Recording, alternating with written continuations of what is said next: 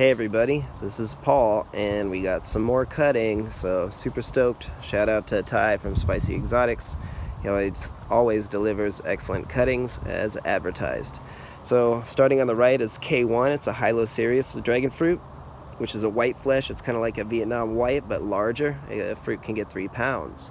The one right here is a Megalanthus, which is a yellow skin cross with an unknown Selenicereus, which are the ones over here. So once I realized that you can cross the pollen and these can be crossbred to make new hybrids, I got excited and thought I needed to buy some of these ones here, these varieties of Selenicereus. So starting on the right is the Honduran Moon Torch. So I'm going to talk about different potting soil strategies for these because they're a little bit different from dragon fruit, as you can see, but very similar. This is the Princess of the Night, another Selenicereus variety, and there's not that much online about them that I could find, so I'm going to use a little bit different soil strategy for these guys. But this one looks a lot more like dragon fruit, more like a hexagon or octagon shape, so I thought that was interesting. And then this one is really spiny, and this is Selenicereus, I want to say, let me pull up the paper. This one is Selenicereus validus. So very spiny and very cactus-like. So it seems like I'm gonna have to do something a little bit different with these guys to have them in optimal conditions to grow and sprout roots. But from what I hear, they're epiphytic, they're epiphytes, cacti, and they will do fine with well-drained soil. Now another one, this is Midnight Lady Apple Cactus. I think that's the best, closest thing I could find. We'll see once it fruits. But this is actually a Harrisia variety, so I don't know if the pollen will work on dragon fruit, but hopefully someday I can find out and let everybody know. So anyways, very, very unique varieties related to dragon fruit, and supposedly I can use the pollen. So anyways, to create my own hybrids. But anyways, the strategy I'm going to talk about now briefly is potting. So I got Home Depot, these kind of cheesy, I hate to say it, they're kind of cheesy, sorry Home Depot, but they're kind of like cheesy painted pots, but they are hanging pots, so I want to hang these up to promote root growth.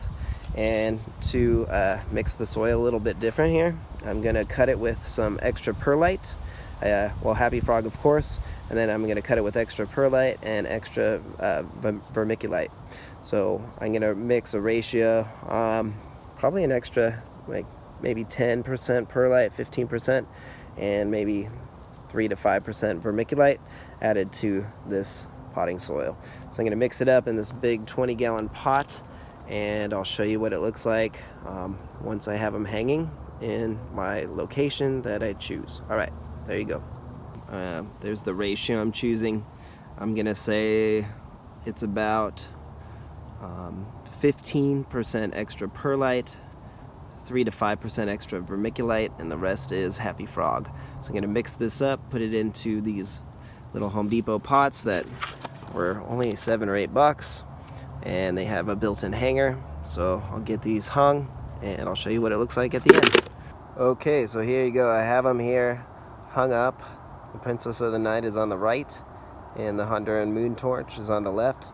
And I have them hanging up in a trellis here for our dragon fruit. So you can see here, it's just going to be temporary to get them to root, and then I'll figure out a better strategy to hold these varieties of plants. I've seen them growing on trees online. I was thinking I might have them grow up through this fence with some trellis support, like we've shown before. But I need some time to research these guys some more, especially this Honduran Moon Torch, because what I saw online, sorry about the lighting, is that it kind of grew in trees. I saw a lot of pictures of it growing up in palm trees up high and hanging up kind of under a Canary Island date palm. So this thing's gonna kind of get really long and crazy. So I'm gonna figure out a better strategy for it, maybe put it up high and let it hang down, kind of, we'll see. So I'll learn more about that. And then last but not least, here is the last of the Selenicereus, and this one I kind of just have it, I'm leaving it alone here in its potting soil. Sorry about the lighting, let me hide that for you. there.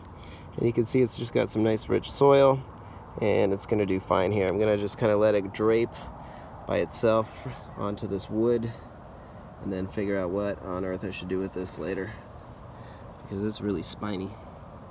So if you know or have these plants and have a good strategy for us to use to trellis them, I'd like to know, but we'll get them to root at least, and we'll go from there. All right, give us a like and a subscribe. Have a wonderful day. Take care.